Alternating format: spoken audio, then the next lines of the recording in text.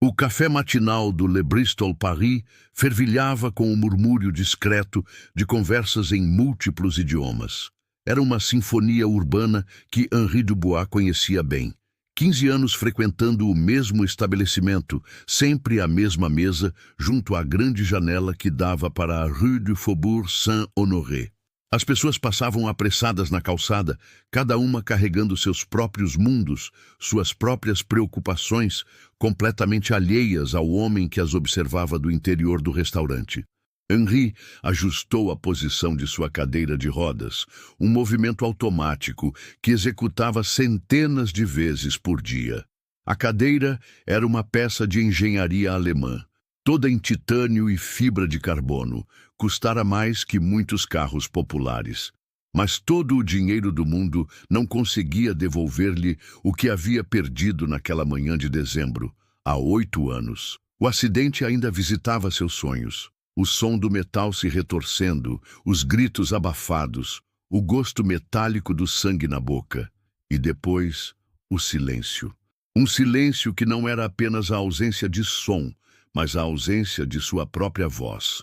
As lesões na medula espinhal o deixaram paraplégico, mas foi o traumatismo no cérebro que roubou sua capacidade de falar.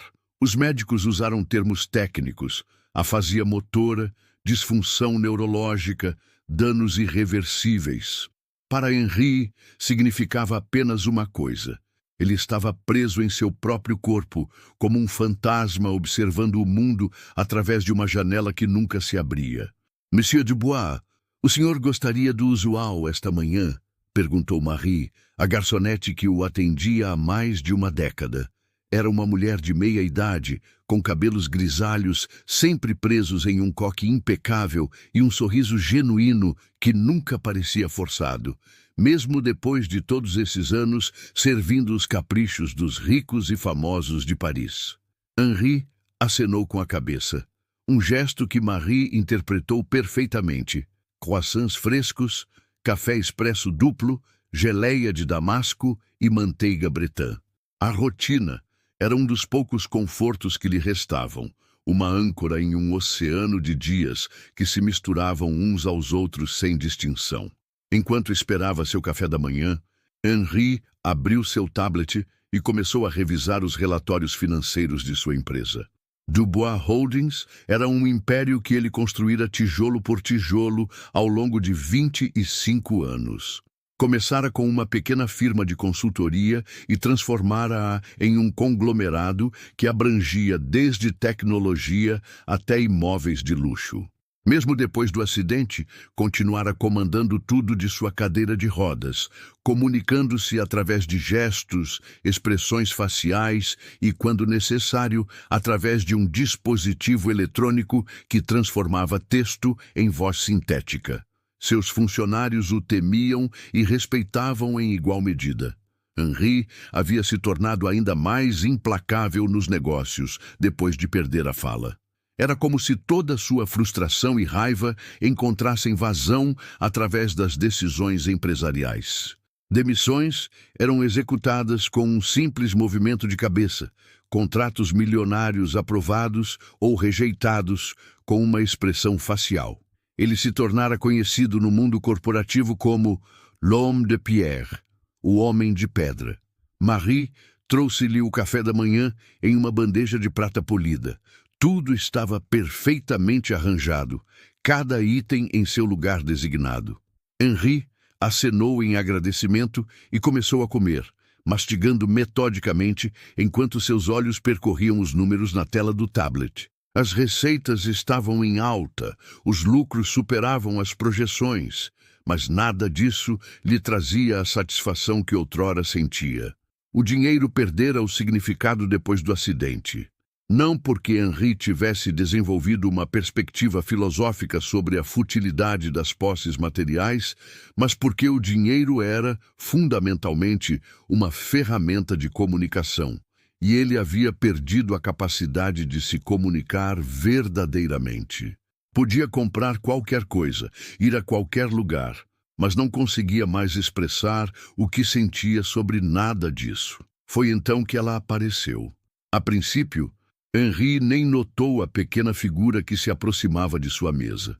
Estava absorto em uma análise de mercado particularmente complexa, tentando decidir se deveria investir em uma startup de inteligência artificial que prometia revolucionar o atendimento ao cliente. A ironia não passou despercebida. Ele, que havia perdido a capacidade de se comunicar, considerando investir em tecnologia de comunicação. Monsieur, a voz era pequena, hesitante, carregada de um sotaque que Henri reconheceu como sendo do norte da África. Levantou os olhos do tablet e viu uma menina de talvez 8 ou 9 anos, parada ao lado de sua mesa. Ela usava roupas que já haviam conhecido dias melhores, um vestido azul desbotado, sapatos gastos demais para os pequenos pés, um casaco que claramente não era seu, pois as mangas iam muito além de suas mãos. Mas foram os olhos da criança que realmente chamaram sua atenção. Eram grandes e escuros, com uma profundidade que parecia inadequada para alguém tão jovem. Havia neles uma mistura de esperança e resignação, como se ela estivesse acostumada com a decepção, mas ainda não tivesse desistido completamente de sonhar. Monsieur, ela repetiu, desta vez um pouco mais alta, mas ainda hesitante. Poderia dar as sobras para mim? Eu tenho muita fome. Henri ficou imóvel por um momento, processando a situação. Em 15 anos frequentando o Le Bristol, nunca havia sido abordado por um mendigo, muito menos por uma criança. O restaurante tinha segurança discreta, mas eficiente, e situações como essa simplesmente não aconteciam. Como essa menina havia conseguido entrar? Olhou ao redor, procurando por Marie ou algum membro da equipe que pudesse resolver a situação. Não viu ninguém. Era como se por um momento ele e a menina estivessem sozinhos em uma bolha de realidade separada do resto do mundo. A menina esperava, as mãos pequenas entrelaçadas à frente do corpo, os olhos fixos no rosto de Henri. Não havia agressividade em sua postura, nem a insistência calculada que Henri associava com pedintes profissionais. Havia apenas uma honestidade crua, uma vulnerabilidade que o deixou desconfortável. Henri havia construído sua fortuna sendo capaz de ler pessoas, de identificar suas motivações e usar essas informações a seu favor. Mas essa criança era um enigma, não conseguia detectar manipulação ou encenação em seus gestos. Era como se ela simplesmente fosse real, autêntica de uma forma que ele havia esquecido que era possível. Por um impulso que não conseguia explicar, Henri sorriu. Não era uma expressão que usava frequentemente. Seus sorrisos se tornaram uma moeda rara depois do acidente, reservados apenas para ocasiões de triunfo nos negócios ou para desarmar oponentes corporativos. Mas esse sorriso foi diferente. Foi genuíno, nascido de uma surpresa que ele não experimentava há anos. A menina correspondeu ao sorriso, e por um momento Henri sentiu seu coração se apertar. Havia algo na situação da menina que o tocou de forma inesperada. Talvez fosse a lembrança de Amélie, ou talvez fosse simplesmente a percepção de que ele estava diante de alguém que, como ele havia sido, estava presa em um corpo que a limitava. «Posso falar com ela?» perguntou. Sir Marie-Claire pareceu surpresa, mas assentiu. «Claro, mas ela é muito tímida. Pode levar um tempo para que se abra.» Henri se aproximou do banco onde Sophie estava sentada. Ela levantou os olhos quando ele se aproximou, e Henri pôde ver que eram de um azul profundo, como o céu de inverno. Havia neles uma tristeza que nenhuma criança deveria carregar. «Olá, Sophie!» disse Henri gentilmente, parando sua cadeira de rodas ao lado do banco. «Meu nome é Henri. Posso me sentar com você?» Sophie assentiu timidamente, mas não disse nada. Henri percebeu que ela respirava com alguma dificuldade, provavelmente relacionado aos problemas cardíacos mencionados por Sir Marie-Claire. «Você gosta de estar aqui?» perguntou Henri, tentando iniciar uma conversa. «É melhor do que na rua», respondeu Sophie com uma voz pequena e rouca. «Mas não é casa.» A simplicidade brutal da resposta atingiu Henri como um soco no estômago. Aqui estava uma criança que já havia aprendido a diferença entre abrigo e lar, entre sobrevivência e vida. "Você se lembra de sua casa?" perguntou Henri cuidadosamente. Os olhos de Sophie se encheram de lágrimas, mas ela não chorou. "Mamãe fazia crepes aos domingos. Papai me levava para ver os patos no parque. Eles disseram que não vão mais voltar." Henri sentiu uma dor física no peito. Essa criança havia perdido tudo, assim como ele havia perdido sua voz e sua mobilidade. Mas, diferentemente dele, que ainda tinha recursos e opções, Sophie estava verdadeiramente sozinha no mundo. "Sophie", disse Henri, surpreendendo-se com a intensidade de sua própria emoção. "E se eu dissesse que talvez pudéssemos encontrar uma forma de ajudar com sua operação do coração? Você gostaria disso?" Os olhos da menina se arregalaram. "Você pode fazer isso?" "Eu posso tentar", prometeu Henri. E ao fazer essa promessa, sentiu algo dentro dele se alinhar, como se uma peça de quebra-cabeças tivesse encontrado seu lugar correto. Naquela noite, Henri ligou para Dr. Rousseau. "Bernard, preciso que você me recomende o melhor cirurgião cardíaco pediátrico de Paris. Dinheiro não é problema." "Henri, isso tem a ver com sua recuperação?" perguntou o médico curioso. "Tem a ver com dar continuidade a ela", respondeu Henri. Nos dias que se seguiram, Henri mergulhou de cabeça no caso de Sophie. Organizou consultas com os melhores especialistas, providenciou exames detalhados e descobriu que a condição da menina, embora séria, era completamente tratável com os recursos adequados. Mas mais que isso, Henri se viu visitando a Maison de l'Espoir regularmente, não apenas para acompanhar o progresso de Sophie, mas para conhecer outras crianças, entender suas histórias, suas necessidades. "Você mudou", observou Margot durante uma das reuniões de trabalho. "Não apenas por estar falando novamente, mas há algo diferente em você." Henri parou para considerar as palavras de sua assistente. Ela estava certa. Ele podia sentir uma transformação acontecendo dentro dele, como se o milagre da recuperação de sua voz tivesse sido apenas o início de um processo maior de cura. "Margot", disse ele, "quero que você cancele minhas reuniões de quinta-feira à tarde. Vou começar a passar esse tempo na Maison de l'Espoir." "Toda quinta-feira?" ela perguntou claramente surpresa. "Para começar, talvez mais dias no futuro." Foi durante uma dessas visitas de quinta-feira que Henri teve sua segunda revelação. Estava lendo para um grupo de crianças mais novas quando percebeu uma menina parada na porta da sala, observando timidamente. Era mais ou menos da idade de Amélie, mas com características diferentes. Cabelos loiros cacheados, pele clara, olhos verdes.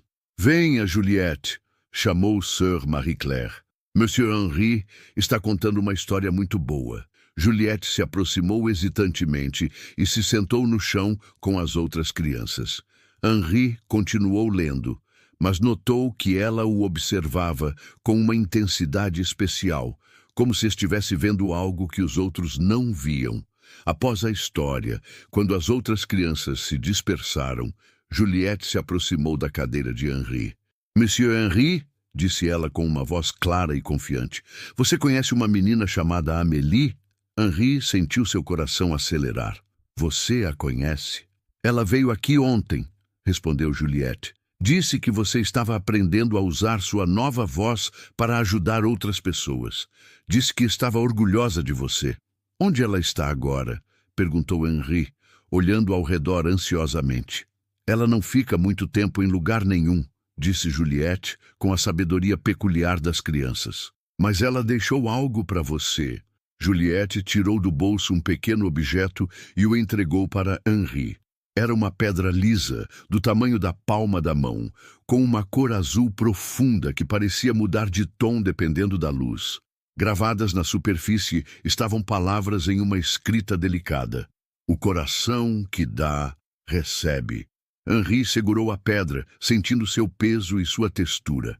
Era estranhamente quente ao toque, como se tivesse vida própria. "Ela disse mais alguma coisa?" perguntou Henri. Disse que você está começando a entender, respondeu Juliette, e que logo você vai encontrar a pessoa que mais precisa de sua ajuda. Naquela noite, Henri ficou acordado até tarde, segurando a pedra e pensando nas palavras de Amélie transmitidas através de Juliette. O milagre de sua voz recuperada estava se revelando mais complexo do que havia imaginado inicialmente. Não era apenas sobre ele ter voltado a falar, mas sobre como ele usaria essa nova habilidade. Nos dias seguintes, Henri expandiu significativamente seu envolvimento com a Maison de l'Espoir, não apenas financiando as operações existentes, mas propondo novos programas, aulas de informática para preparar as crianças para o mercado de trabalho, sessões de terapia para ajudá-las a lidar com traumas, programas de mentorship conectando-as com profissionais bem-sucedidos. Mas foi Sophie quem realmente capturou seu coração. A cirurgia da menina foi marcada para a semana seguinte, e Henri se encontrou passando cada vez mais tempo com ela, lendo histórias, conversando sobre seus sonhos e medos, simplesmente estando presente. Monsieur Henri, disse Sophie uma tarde, enquanto eles alimentavam os patos no pequeno lago do parque próximo à Maison de l'Espoir. Por que você está me ajudando? A pergunta era simples, mas a resposta era complexa. Henri tentou encontrar palavras que uma criança de 6 anos pudesse entender. Porque alguém me ajudou primeiro, disse ele finalmente. E quando somos ajudados, nossa responsabilidade é ajudar outros. Como um círculo? Perguntou Sophie. Exatamente como um círculo, concordou Henri. Foi naquela noite que Henri tomou a decisão mais significativa de sua vida adulta. Ligou para Jean-Claude e instruiu-o a preparar documentos para uma doação substancial, não apenas para a Maison de l'Espoir, mas para o estabelecimento de uma fundação dedicada a ajudar crianças em situações vulneráveis. Quanto estamos falando, Henri? Perguntou Jean-Claude, claramente preocupado com as implicações financeiras. 50 milhões de euros para começar, respondeu Henri. E isso é apenas o início. O silêncio do outro lado da linha foi ensurdecedor. Henri, disse Jean-Claude finalmente, precisamos discutir isso com mais calma. Essa é uma decisão enorme que afetará não apenas você, mas toda a empresa. A decisão já está tomada, Jean-Claude. Quero que os documentos estejam prontos até sexta-feira. Depois de desligar o telefone, Henri se sentiu mais leve do que havia se sentido em anos. Era como se um peso que nem sabia que estava carregando tivesse sido removido de seus ombros. Olhou para a pedra azul que Amélie havia deixado para ele, agora mantida em lugar de honra em sua mesa de trabalho.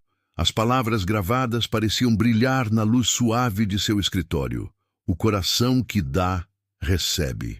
Henri estava começando a entender que o milagre de sua voz recuperada não era um evento isolado, mas o início de uma jornada de redescoberta, não apenas de sua capacidade de falar, mas de sua capacidade de amar, de se conectar, de fazer diferença na vida de outras pessoas. E pela primeira vez desde o acidente, Henri Dubois não se sentia mais como l'homme de pierre, sentia-se como um homem que estava aprendendo a ser humano novamente. Os 3 dias que se seguiram ao encontro com Amélie passaram como um turbilhão de emoções contraditórias para Henri. Sua voz havia permanecido, mas cada palavra pronunciada trazia consigo uma mistura de euforia e ansiedade.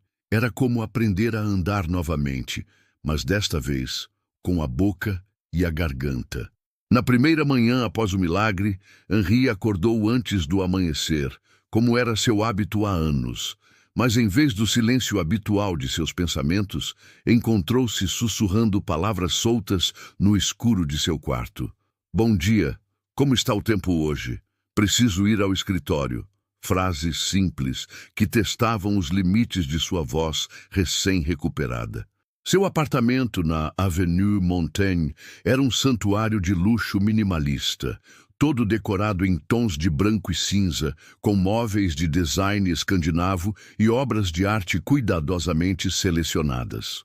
Mas naquela manhã, Henri percebeu algo que nunca havia notado antes: o silêncio ensurdecedor do lugar. Não era apenas a ausência de sua voz que tornara o apartamento silencioso, mas a ausência completa de vida. Não havia risos, conversas, música, nada além do zumbido ocasional dos eletrodomésticos de alta tecnologia. Decidiu quebrar esse silêncio de forma deliberada. Ligou o som e colocou uma sinfonia de Beethoven para tocar, algo que não fazia há anos, pois a música havia se tornado mais uma fonte de melancolia do que de prazer. Mas agora, com sua voz de volta, os sons pareciam mais ricos, mais cheios de significado.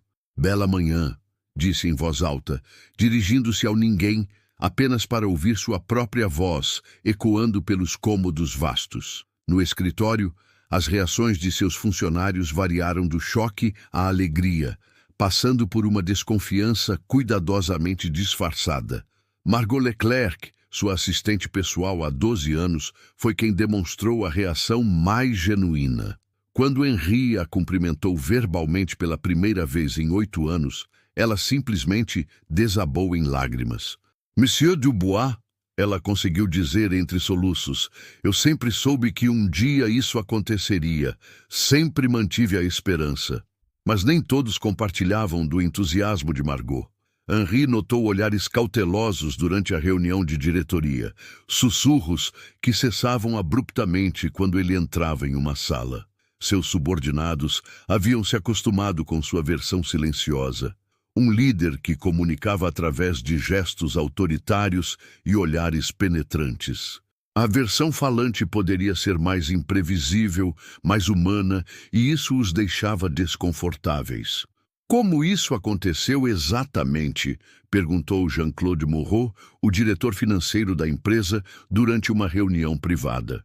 Havia ceticismo em sua voz, como se suspeitasse de algum tipo de manipulação ou encenação. Henri contou a história de forma direta, sem embelezamentos, mas pôde ver que Jean-Claude não acreditava completamente. Para um homem cujo mundo girava em torno de números e análises de risco, a ideia de um milagre era simplesmente inadmissível. "Talvez devêssemos consultar os médicos da empresa", sugeriu Jean-Claude. "Fazer alguns exames, entender melhor sua recuperação. Por questões legais, você entende." Henri entendeu perfeitamente.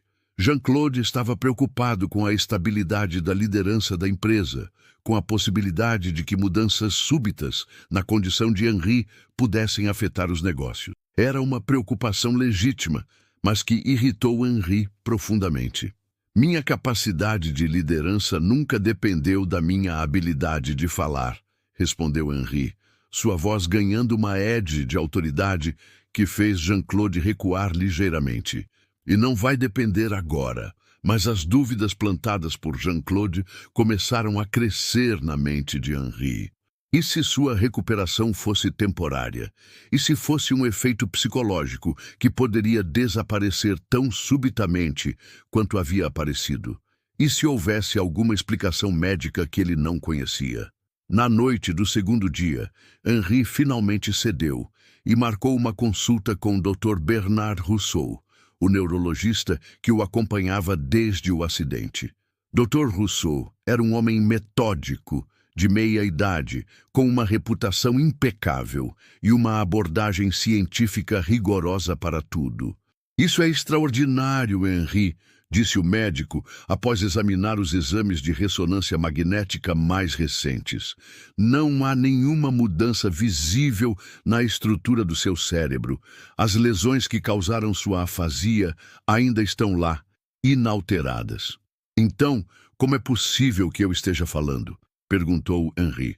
Dr. Rousseau ajustou os óculos, um gesto que Henri reconhecia como sinal de que o médico estava perplexo. "Francamente, não sei. Em termos médicos convencionais, sua recuperação é inexplicável. Podemos fazer mais testes, talvez uma tomografia mais detalhada, mas baseado no que estou vendo aqui, não deveria ser possível." "Então você está dizendo que é um milagre?" Henri Não pôde evitar um toque de ironia em sua voz. Estou dizendo que é algo que a medicina atual não consegue explicar, respondeu o Dr. Rousseau cuidadosamente. Isso não significa necessariamente que seja sobrenatural, apenas que nossa compreensão do cérebro humano ainda é limitada. Henri saiu do consultório médico mais confuso do que quando havia entrado. A ciência não podia explicar o que havia acontecido, mas também não podia negá-lo. Era como se ele estivesse suspenso entre dois mundos, o mundo racional que conhecia e habitava e um mundo de possibilidades que desafiava tudo em que acreditava. Naquela noite, sozinho em seu apartamento silencioso, Henri encontrou-se pensando em Amélie. Quem era ela realmente? Como uma criança havia conseguido entrar no Le Bristol sem ser notada pela segurança? E suas palavras, havia algo nelas que parecia ir além da sabedoria infantil comum. Decidiu procurá-la. Na manhã seguinte, Henri instruiu Claude Bertrand, seu chefe de segurança pessoal, para investigar a menina. Claude era um ex-policial meticuloso, conhecido por sua capacidade de encontrar qualquer pessoa em Paris se tivesse informações suficientes. Uma menina de cerca de 8 anos, nome Amélie, possivelmente de origem norte-africana. Henri forneceu a descrição. Foi vista no Le Bristol na terça-feira de manhã. Claude acenou, fazendo anotações em seu tablet. Alguma informação adicional? Endereço? Nome da família? Escola? Nada.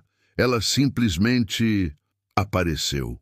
Nos 2 dias seguintes, Claude usou todos os seus contatos e recursos. Verificou registros escolares, arquivos de serviços sociais, reportes policiais de crianças desaparecidas. Falou com todos os funcionários do Le Bristol, examinou gravações de segurança de ruas próximas, até mesmo consultou organizações de caridade que trabalhavam com crianças de rua. Não encontrou nada. É como se ela não existisse, reportou Claude, claramente frustrado. Nenhum registro, nenhuma pista, ninguém a viu além das pessoas que estavam no restaurante naquele momento. E o mais estranho é que as câmeras de segurança do Le Bristol mostraram você falando com alguém, mas a pessoa com quem você estava falando não aparece claramente na gravação. É como se houvesse algum tipo de interferência. Henri sentiu um arrepio percorrer sua coluna. Não era medo exatamente, mas uma sensação de estar na presença de algo muito maior do que conseguia compreender. Continue procurando, instruiu, mas no fundo sabia que Claude não encontraria Amélie através de métodos convencionais. Seja quem fosse, onde quer que estivesse, ela claramente não queria ser encontrada. Foi então que Henri tomou uma decisão que o surpreendeu. Em vez de continuar tentando encaixar o milagre em sua compreensão racional do mundo, ele decidiu aceitar que algumas coisas simplesmente transcendiam a explicação. E, mais importante, decidiu seguir o conselho de Amélie sobre dividir a luz do milagre com outros. Mas como fazer isso? Henri havia passado 8 anos construindo muros ao seu redor, distanciando-se das pessoas, focando exclusivamente nos negócios. Não tinha amigos próximos, sua família era distante e seus relacionamentos eram todos transacionais, de uma forma ou outra. A resposta veio de forma inesperada durante uma reunião de diretoria sobre expansão internacional. Jean-Claude estava apresentando projeções financeiras quando mencionou de passagem uma proposta que havia chegado de uma organização sem fins lucrativos. Há também essa solicitação da Maison de l'Espoir, disse ele, folheando documentos. Eles querem patrocínio para um programa de alimentação infantil. Eu já estava preparando uma recusa padrão, mas... Espere, interrompeu Henri. Conte-me mais sobre isso. Jean-Claude pareceu surpreso. A empresa raramente se envolvia em trabalho filantrópico, e quando o fazia, era sempre de forma mínima e estratégica. É uma organização que cuida de crianças em situação de rua, explicou Jean-Claude. Eles têm abrigos em vários bairros de Paris, oferecem refeições, educação básica, assistência médica. Estão pedindo um patrocínio significativo para expandir seus programas de alimentação. Henri sentiu algo se mover dentro de seu peito. Marque uma reunião com eles. Eu quero conhecer pessoalmente o trabalho que fazem. Pessoalmente? Jean-Claude não conseguiu esconder sua surpresa. Monsieur Dubois, o senhor nunca se envolveu diretamente com... As coisas mudaram, disse Henri simplesmente. 2 dias depois, Henri encontrou-se na sede da Maison de l'Espoir, em um prédio modesto no 19º arrondissement. Era um mundo completamente diferente do luxo ao qual estava acostumado. Paredes pintadas com cores vivas, desenhos infantis colados por toda parte, o som de crianças rindo e brincando ecoando pelos corredores. Sœur Marie-Claire, a freira que dirigia a organização, o recebeu com uma mistura de surpresa e gratidão. Era uma mulher pequena, de cabelos grisalhos, com olhos azuis gentis e mãos que mostravam anos de trabalho duro. Monsieur Dubois, disse ela, é uma honra recebê-lo aqui. Quando soubemos que estava interessado em nos conhecer pessoalmente, ficamos muito emocionados. Henri passou 2 horas visitando as instalações. Viu crianças de todas as idades. Algumas brincando, outras estudando, outras simplesmente comendo uma refeição quente, talvez a primeira do dia. Havia algo na atmosfera do lugar que o tocou profundamente. Não era apenas caridade organizada, mas amor genuíno em ação. Quantas crianças vocês atendem? Perguntou Henri, enquanto observava um grupo de meninos jogando futebol em um pátio pequeno. Cerca de 300 por dia, respondeu Sœur Marie-Claire. Mas podíamos ajudar muito mais se tivéssemos recursos. Há tantas crianças nas ruas de Paris, Monsieur Dubois. Mais do que a maioria das pessoas imagina. Foi então que Henri a viu. No canto do pátio, sentada sozinha em um banco pequeno, estava uma menina que lhe pareceu familiar. Não era Amélie. Esta criança era mais nova, talvez 6 anos, com cabelos castanhos cacheados e pele mais clara. Mas havia algo em seus olhos, uma profundidade que o lembrou intensamente do encontro no Le Bristol. Quem é aquela menina? Perguntou Henri, apontando discretamente. Sœur Marie-Claire seguiu seu olhar. Ah, essa é Sophie. Chegou aqui há algumas semanas. Não fala muito, a pobrezinha. Perdeu os pais em um acidente de carro e não tem outros familiares. Está esperando para ser colocada em uma família adotiva, mas... Henri se virou para encará-la. Bem, ela tem alguns problemas de saúde que tornam a adoção mais difícil. Precisa de cirurgia cardíaca, medicamentos caros. A maioria das famílias não está preparada para esse tipo de compromisso. Henri Saint, 3 semanas após sua primeira visita à Maison de l'Espoir, Henri encontrou-se em uma situação que jamais havia imaginado. Sentado no chão de um hospital infantil, lendo histórias para Sophie enquanto ela se recuperava de sua cirurgia cardíaca. A operação havia sido um sucesso completo, mas Henri descobriu que não conseguia se afastar. Havia algo na presença da menina que o acalmava, que lhe dava um senso de propósito que os negócios nunca haviam proporcionado. Monsieur Henri, sussurrou Sophie, sua voz ainda fraca, mas clara. Você vai ficar até eu adormecer? Claro, ma petite, respondeu Henri, ajustando a posição de sua cadeira de rodas ao lado da cama hospitalar. Era uma expressão carinhosa que não usava há anos, mas que saiu naturalmente quando se dirigia a Sophie. Enquanto lia O Pequeno Príncipe, Henri percebeu que não estava apenas lendo para Sophie, mas redescobriu a beleza das palavras, a magia das histórias que havia esquecido durante anos, focado exclusivamente em relatórios financeiros e estratégias de negócios. Quando Sophie finalmente adormeceu, Henri permaneceu por mais alguns minutos, observando o rosto sereno da criança.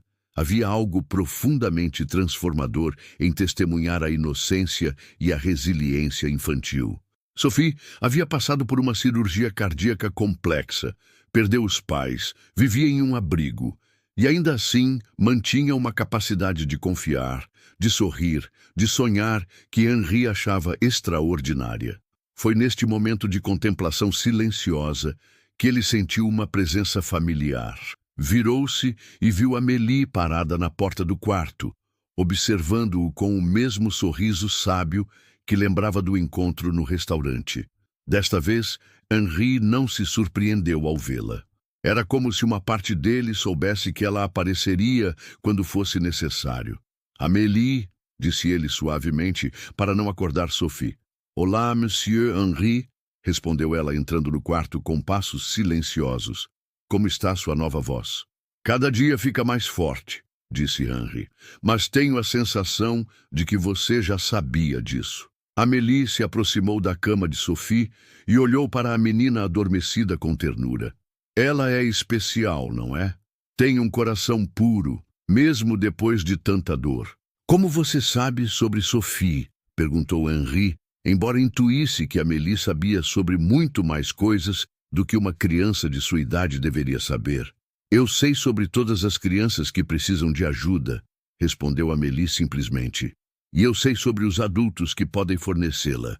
Você tem feito um bom trabalho, Monsieur Henri. Henri sentiu uma onda de emoção inesperada.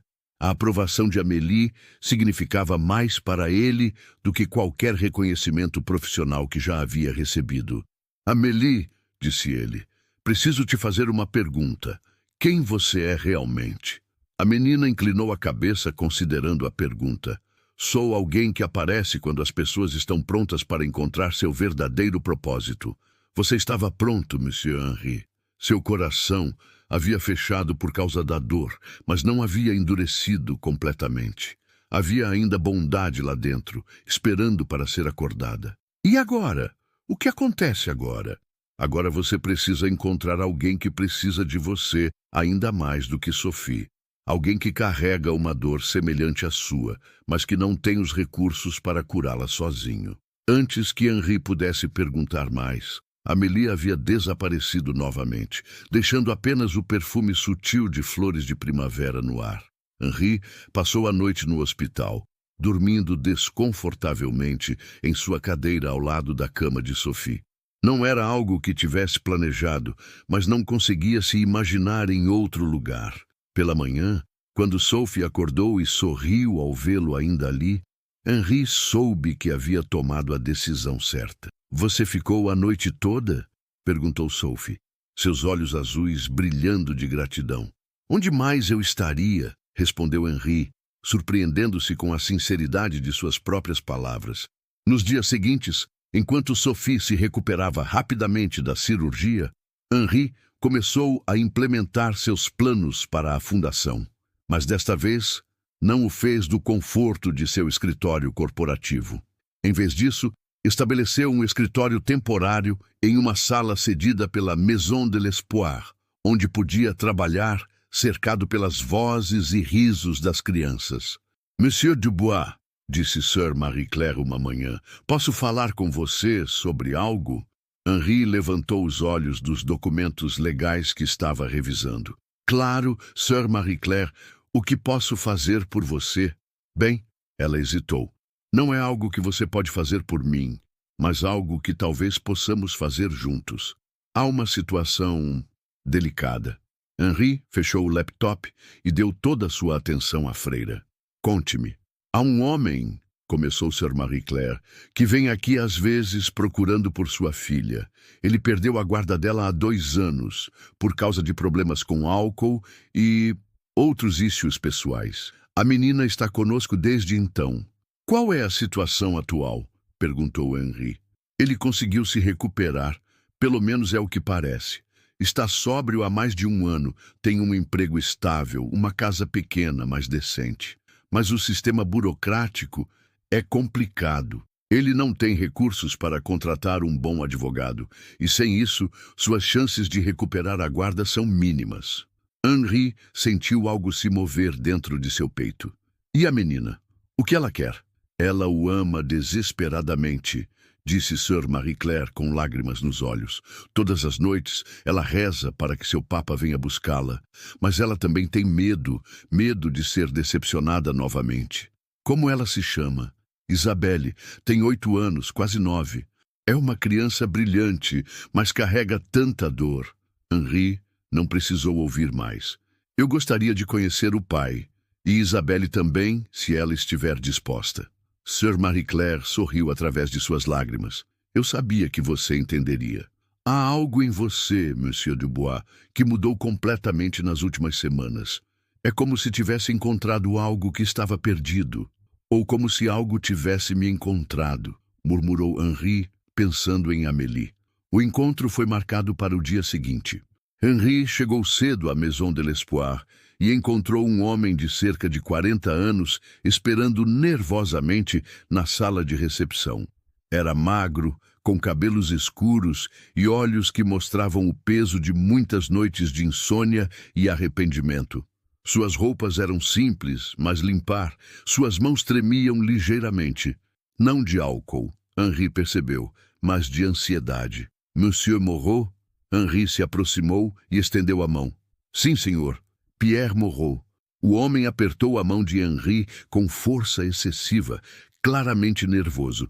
Sir Marie Claire disse que o senhor que talvez pudesse me ajudar. Por que não conversamos? Sugeriu Henri. E talvez Isabelle possa se juntar a nós, se ela quiser. Pierre Moreau contou sua história com uma honestidade brutal que Henri achou corajosa. Havia perdido a esposa em um acidente de carro 5 anos antes, caído na bebida para lidar com a dor, perdido o emprego, perdido a casa e finalmente perdido a filha quando os serviços sociais determinaram que ele não conseguia mais cuidar dela adequadamente. Eu não culpo ninguém, disse Pierre, sua voz quebrando levemente. Eu era um desastre. Isabelle merecia coisa melhor do que um pai bêbado que mal conseguia cuidar de si mesmo. Mas agora... Ele olhou diretamente nos olhos de Henri. Agora eu estou diferente. Sóbrio há 14 meses. Tenho um emprego na construção civil. Não é glamuroso, mas é honesto. Aluguei um apartamento pequeno, mas é limpo e seguro. Eu só quero minha filha de volta. Henri ouviu a história sem interromper, reconhecendo na dor de Pierre ecos de sua própria jornada. Ambos haviam perdido algo essencial. Pierre havia perdido sua família. Henri havia perdido sua voz e, de certa forma, sua humanidade. Ambos estavam tentando reconstruir suas vidas. E Isabelle, como ela se sente em relação a isso? Perguntou Henri. Pierre lutou para encontrar as palavras. Ela ainda me ama, eu acho, mas também tem medo. Na última vez que a vi, ela perguntou se eu ia ficar doente de novo. Eu prometi que não, mas sei que promessas são difíceis para ela acreditar agora. Foi então que Isabelle apareceu na porta da sala, observando timidamente a conversa. Era uma menina pequena para sua idade, com cabelos castanhos em tranças e olhos que pareciam velhos demais para seu rosto jovem. Papa, disse ela hesitantemente. Pierre se virou e seus olhos se encheram de lágrimas. Oi, meu anjo. Henri observou a interação entre pai e filha com emoção crescente. Havia amor ali, real e profundo, mas também havia feridas que precisariam de tempo e cuidado para sarar. Isabelle, disse Henri gentilmente, seu papa me contou que vocês gostariam de ficar juntos novamente. Como você se sente em relação a isso? Isabelle olhou para Pierre, depois para Henri, depois para suas próprias mãos entrelaçadas. Eu quero ir para casa com o papa, disse ela finalmente, mas tenho medo que ele fique doente de novo e eu tenha que voltar para cá. A honestidade da criança foi como um soco no estômago de Henri. Aqui estava uma menina de 8 anos, que havia aprendido a proteger seu coração contra a decepção, exatamente como ele havia feito após seu acidente. E se houvesse uma forma de ter certeza de que seu papa não vai ficar doente novamente? Perguntou Henri. E se houvesse pessoas para ajudar vocês dois a se reunirem de forma segura? Os olhos de Isabelle se arregalaram com esperança cautelosa. Como? Henri olhou para Pierre, que estava claramente lutando contra as lágrimas. Bem, disse Henri, eu conheço alguns advogados muito bons que podem ajudar com os aspectos legais. E eu conheço alguns médicos que podem ajudar a garantir que seu papa continue saudável. E eu conheço algumas pessoas que podem dar apoio a vocês dois enquanto aprendem a ser uma família novamente. Monsieur, disse Pierre, sua voz embargada, eu não tenho como pagar por esse tipo de ajuda. Quem falou em pagamento? Respondeu Henri. Às vezes, ajudar os outros é a forma que encontramos de ajudar a nós mesmos. Nas semanas que se seguiram, Henri mergulhou de cabeça no caso de Pierre e Isabelle. Contratou os melhores advogados de família de Paris, organizou avaliações psicológicas abrangentes, providenciou terapia familiar para ajudar pai e filha a reconstruir sua relação. Mais importante, ele mesmo se envolveu pessoalmente no processo, visitando-os regularmente, oferecendo apoio e orientação. Foi durante uma dessas visitas que Henri teve outra revelação. Estava sentado no pequeno apartamento que Pierre havia alugado, observando pai e filha cozinharem juntos. Uma refeição simples, mas preparada com amor, quando percebeu que estava testemunhando algo extraordinário, a reconstrução de uma família. Monsieur Henri, disse Isabelle, interrompendo seus pensamentos, por que você nos está ajudando? Era a mesma pergunta que Sophie havia feito, e desta vez Henri teve uma resposta mais clara. Porque todos merecem uma segunda chance, disse ele. Seu papa merece a chance de ser o pai que ele quer ser. Você merece a chance de ter sua família de volta. E eu mereço a chance de fazer algo que realmente importa. E o que você ganhou com isso? Perguntou Isabelle com a curiosidade direta das crianças. Henri sorriu, pensando em como sua vida havia mudado nas últimas semanas. Eu ganhei minha voz de volta, disse ele. Não apenas a capacidade de falar, mas a capacidade de dizer coisas que realmente valem a pena. Naquela noite, Henri voltou para seu apartamento na Avenue Montaigne, mas pela primeira vez em meses, o silêncio do lugar não o incomodou. Em vez disso, estava cheio dos ecos das vozes que havia ouvido durante o dia. Sophie rindo enquanto se recuperava no hospital. Isabelle cantarolando enquanto ajudava o pai a cozinhar. Pierre agradecendo com lágrimas nos olhos pela oportunidade de reconstruir sua vida. Henri pegou a pedra azul que Amélie havia deixado para ele e a segurou contra a luz.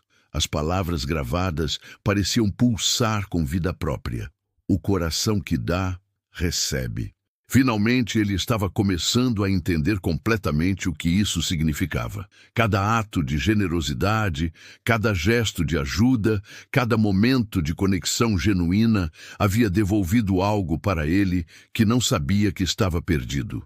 Não apenas sua voz, mas sua humanidade, sua capacidade de amar e ser amado, sua sensação de propósito. Henri olhou pela janela para as luzes de Paris, cintilando na escuridão. Em algum lugar lá fora estava Amélie, aparecendo para outras pessoas que precisavam de milagres em suas vidas. E em algum lugar lá fora estavam Pierre e Isabelle, dormindo em paz, sabendo que no dia seguinte estariam um dia mais próximos de serem uma família completa novamente.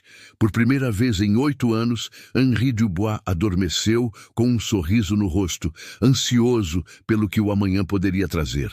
6 meses após o primeiro encontro com Amélie, Henri estava de pé no palco do Grand Palais, diante de 500 pessoas reunidas para o lançamento oficial da Fondation du Cœur Ouvert, a Fundação do Coração Aberto.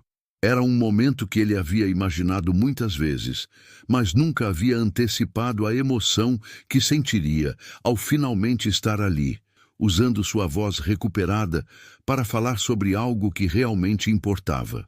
De pé era uma expressão de linguagem, é claro. Henri ainda estava em sua cadeira de rodas, mas naquele momento sentia-se mais alto do que jamais havia se sentido quando podia caminhar. Damas e senhores, começou, sua voz ecoando claramente através do sistema de som. Há 8 meses eu era um homem diferente. Rico em dinheiro, mas pobre em propósito. Cercado de sucesso, mas isolado de significado.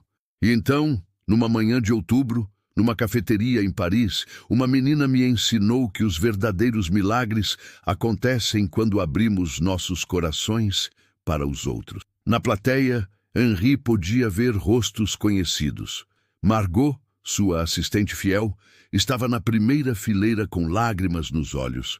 Sir Marie Claire sorria orgulhosamente de seu assento. Dr. Rousseau observava com fascínio científica, ainda tentando entender o milagre médico que havia presenciado. Mas foram os rostos nas primeiras 3 fileiras que mais tocaram Henri.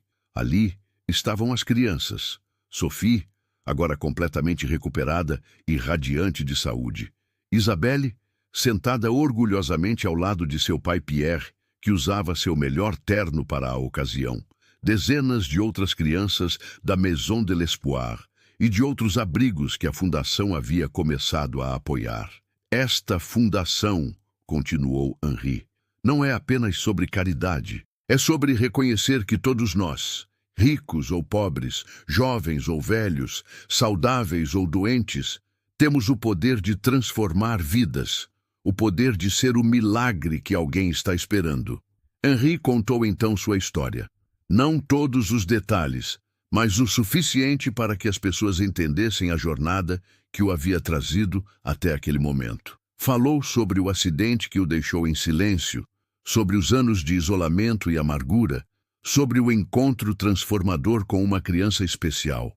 Amélie me ensinou que milagres não são eventos sobrenaturais que acontecem para algumas pessoas sortudas, disse Henri, sua voz ganhando força e convicção. Milagres são o resultado natural de corações abertos, encontrando necessidades reais. São o que acontece quando paramos de olhar apenas para nossos próprios problemas e começamos a ver o mundo através dos olhos de outras pessoas. Durante seu discurso, Henri notou uma figura familiar na parte de trás do auditório. Mesmo à distância, reconheceu imediatamente a silhueta pequena e a postura confiante. Amélie estava ali, observando com o mesmo sorriso sábio que lembrava de sua primeira aparição. Henri concluiu seu discurso anunciando os primeiros projetos da Fundação: expansão dos programas de alimentação infantil, criação de centros de apoio familiar para ajudar famílias em crise a se reunirem, estabelecimento de um fundo de emergência médica para crianças de famílias de baixa renda e programas de mentorship conectando empresários bem-sucedidos com jovens em situação de risco. Mas o que mais me emociona, disse Henri, não são os números ou os projetos, é o potencial humano. É saber que cada criança que ajudamos pode crescer para se tornar o milagre na vida de outra pessoa. É a criação de um círculo infinito de bondade e esperança. Quando terminou seu discurso, Henri foi recebido com uma ovação de pé que durou vários minutos. Mas seu foco estava na parte de trás do auditório, onde Amélie havia estado momentos antes. Ela havia desaparecido novamente, mas Henri não se sentiu abandonado. Em vez disso, sentiu-se como um aluno que havia finalmente aprendido a lição e estava pronto para seguir em frente sozinho. A recepção após o evento foi um turbilhão de conversas, apresentações e promessas de apoio. Empresários se aproximavam, oferecendo parcerias, jornalistas faziam perguntas sobre seus planos futuros, e políticos prometiam apoio governamental para os programas da Fundação. Mas o momento mais significativo da noite veio quando Henri se encontrou sozinho por alguns minutos no terraço do Grand Palais, observando as luzes da cidade. Sophie se aproximou, usando um vestido azul novo que Sir Marie Claire havia escolhido para a ocasião. Monsieur Henri, disse ela, posso te fazer uma pergunta? Claro, ma petite. Qualquer coisa. Você ainda pensa na menina que te deu sua voz de volta? Henri sorriu. Sophie sempre conseguia ir direto ao ponto essencial. Todos os dias, admitiu. Por quê? Porque ela está aqui, disse Sophie simplesmente. Henri se virou rapidamente, seguindo o olhar de Sophie, e viu Amélie caminhando em direção a eles através do terraço. Desta vez, ela não desapareceu quando ele a viu. Em vez disso, aproximou-se com o mesmo sorriso gentil de sempre. Olá, Monsieur Henri, disse Amélie. Como foi o discurso? Você ouviu? Perguntou Henri. Eu sempre escuto, respondeu ela, e estou muito orgulhosa de você. Sophie olhou de Henri para Amélie com curiosidade, mas sem surpresa, como se encontros com pessoas extraordinárias fossem parte natural de seu mundo agora. Amélie, disse Henri, ainda tenho tantas perguntas para você. E eu tinha algo que havia esquecido completamente, uma conexão humana real, não baseada em poder, dinheiro ou medo, mas em algo mais simples e fundamental. Olhou para sua bandeja. Havia comido apenas metade de um croissant e tocado apenas superficialmente na geleia e na manteiga. Era verdade que eram sobras, no sentido técnico da palavra, mas Henri sabia que o que restava em sua mesa valeria uma refeição completa para a maioria das pessoas. Fez um gesto indicando a bandeja, depois apontou para a menina. Ela entendeu imediatamente, seus olhos se iluminando com uma gratidão tão intensa que Henri sentiu algo se mover dentro de seu peito, uma emoção que há muito tempo havia enterrado sob camadas de cinismo e dor. «Merci, monsieur, merci beaucoup!» exclamou a menina, sua voz carregada de uma alegria que parecia desproporcional ao que estava recebendo. Para Henri, eram apenas sobras de um café da manhã caro. Para ela, representavam claramente muito mais. A menina pegou a bandeja com cuidado reverente, como se estivesse carregando um tesouro. Antes de se afastar, olhou diretamente nos olhos de Henri mais uma vez. «O senhor tem um coração bondoso», disse ela, sua voz suave mas clara. «Deus vai abençoar o senhor». Foi então que aconteceu. Henri sentiu uma sensação estranha na garganta, como se algo estivesse se movendo, se reorganizando. Não era dor exatamente, mas uma pressão diferente, uma vibração que não experimentava há 8 anos. Levou a mão ao pescoço instintivamente, seus dedos tocando a pele sobre a traqueia. A menina começou a se afastar, caminhando em direção à saída do restaurante com a bandeja nas mãos. Henri queria chamá-la, queria dizer alguma coisa, mas as palavras estavam presas, como sempre estavam. Sempre haviam estado. E então, impossível como parecia, ele sentiu sua garganta se mover. Esp, esp. O som que saiu foi áspero, quebrado, como a voz de alguém que não falava há muito tempo, mas era um som. Era sua voz. Henri ficou paralisado, não se atrevendo a respirar, temendo que qualquer movimento pudesse quebrar o feitiço, destruir o milagre que parecia estar acontecendo. «Espere», conseguiu dizer, a palavra saindo mais clara desta vez, embora ainda trêmula.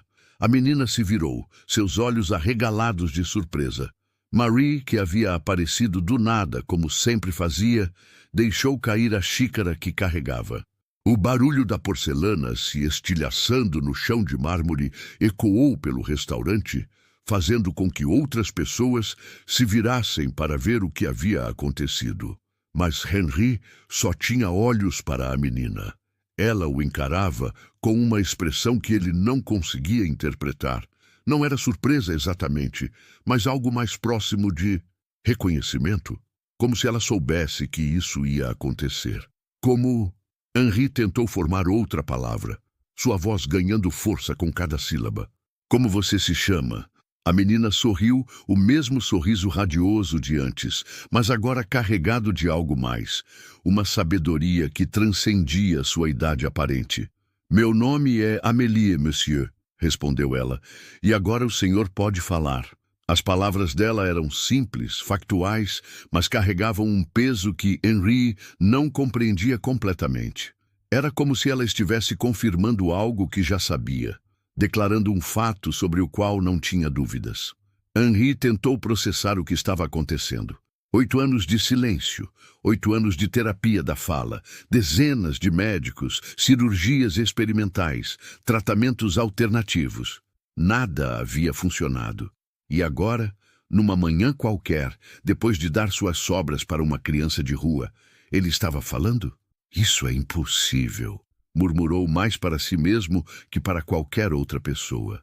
Mas as palavras saíram clara e distintamente, sua voz recuperando rapidamente a força e o timbre que ele lembrava de ter antes do acidente.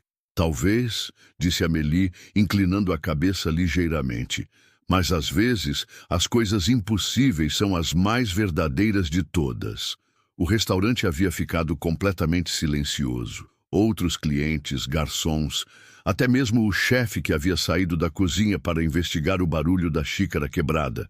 Todos olhavam para Henri com expressões que variavam de espanto a descrença. Marie foi a primeira a se recuperar do choque. Aproximou-se da mesa de Henri com lágrimas nos olhos. Monsieur Dubois, disse ela, sua voz embargada pela emoção. O senhor está falando. Henri olhou para ela, depois para Amélie, depois para as outras pessoas que os observavam. Por um momento sentiu-se exposto, vulnerável de uma forma que não experimentava há anos. Sua deficiência havia se tornado parte de sua identidade, uma barreira que o protegia tanto quanto o limitava. E agora, essa barreira havia desaparecido. Sim, disse ele, sua voz ganhando confiança. Eu estou falando. Amélie deu mais alguns passos em direção à saída, mas parou e se virou mais uma vez. Monsieur, disse ela, lembre-se, milagres acontecem quando abrimos nossos corações, mas eles só se completam quando dividimos sua luz com outros. Antes que Henri pudesse responder, a menina saiu do restaurante, desaparecendo na multidão da Rue du Faubourg Saint-Honoré, como se nunca tivesse estado ali.